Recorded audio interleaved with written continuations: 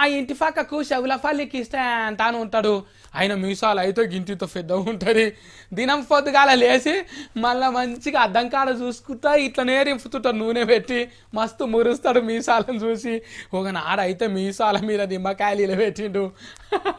ఇటు బందుకోకటి అటు బందుకోకటి గమ్మత్తు ఉంటాయి. ఒకనాడు నేను 2 జామకాయలు తెచ్చి మీసాల మీద పెడితే ఆగలేరు, కింద పడ్డాయి. గింత బరువు పెడితే ఆవురా అంట అని తిట్టిండు. కానీ మీసాలతోని గీనేం చేస్తుండో చూడుండ్రి. అబ్బో గీ అన్న మీసాలు చూడుండ్రి ఎట్లున్నాయో. కొబ్బరి నూనెనే పెడతాడో లేదంటే సంపంగి నూనె పెడతాడో కానీ బుర్ర మీసాలు మంచిగా పెంచిండు.